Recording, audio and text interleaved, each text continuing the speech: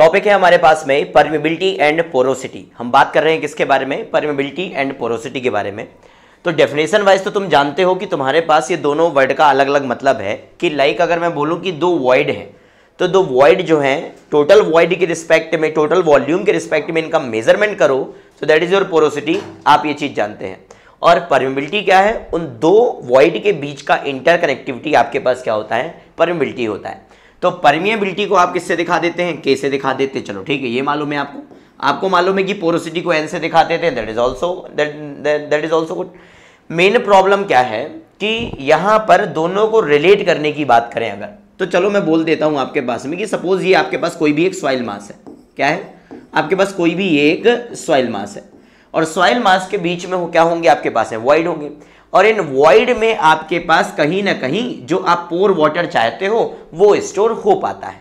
ठीक, मैं क्या बोलता हूं? मैं ये बोलता हूं कि इस पानी, ये जो सॉइल मास है इसमें से तुम एक काम करो, एक पानी को निकाल के बताओ, इससे पानी को एक्सट्रैक्ट करके बताओ। मतलब इसको मुझे सोर्स ऑफ वाटर की तरह ट्रीट करना है और अगर सोर्स ऑफ वाटर की तरह ट्रीट करना है तो मुझे इससे पानी निकालना पड़ेगा। तो पहली चीज कि यहां पर पानी होना चाहिए।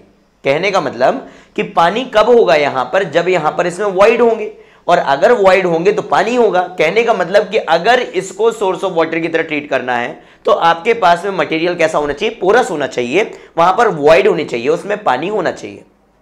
तो ठीक है, चलो ये मान लिया कि पोरोसिटी हो गई, बट पानी को निकालना भी तो है और निकालना भी है। कहने का मतलब वॉइड के बीच में इंटरकनेक्टिविटी भी तो होनी चाहिए और वॉइड के बीच में इंटरकनेक्टिविटी कौन बताएगा? परमेबिलिटी बताएगा। मतलब ये मटेरियल जो है ये पोरस होने के साथ साथ आपके पास परमिएबल भी होना चाहिए।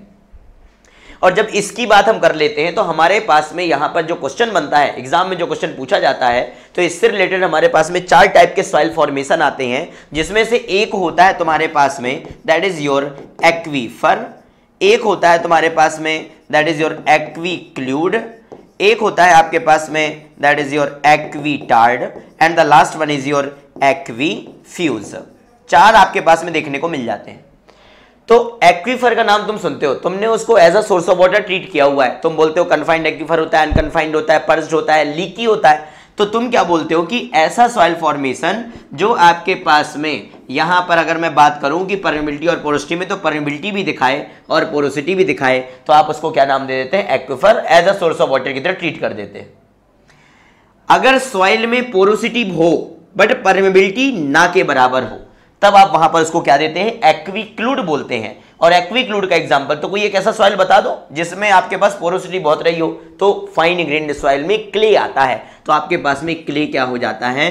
क्ले आपके पास इसका एग्जांपल हो जाता है। Is it okay? अब क्या करूं कि मान लो कि मैं बोल रहा हूं कि आपके पास है मटेरियल थोड़ा सा पोरस है और थोड़ा परमिएबल भी है। तो मैंने बोला थोड़ा सा आपके पास में यहां पर पोरस भी है और थोड़ा सा आपके पास में परमिएबल भी है। तो यहां पे इस क्ले में एक काम करो, थोड़ा सा सैंड मिला लो, तो सैंडी क्ले आपके पास में किसका एग्जांपल हो जाएगा? सैंडी क्ले हो जाएगा एक्वीटार्ड का एग्जांपल। ठीक है, अब ना तो तुम्हारे पास में यहां पर परमिएबिलिटी हो, ना तो तुम्हारे पास पोरोसिटी हो, एग्जाम्पल किसका हो जाए? एक्वीफ्यूज का एग्जाम्पल हो जाएगा। जनरली इसमें तुम क्या डाल देते हो? ग्रेनाइट रॉक को डाल देते हो।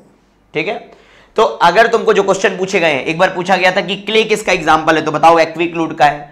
बोलता है कि ना तो पोरस हो ना तो परमीबल हो, उसको क्या बोलते हैं? तो उसको बोल देना एक्वीफ्यूज। फ्यूज मतलब सारा कुछ उड़ गया, मतलब खत्म सब कुछ। एक्वीफ्यूज याद रखने का तरीका।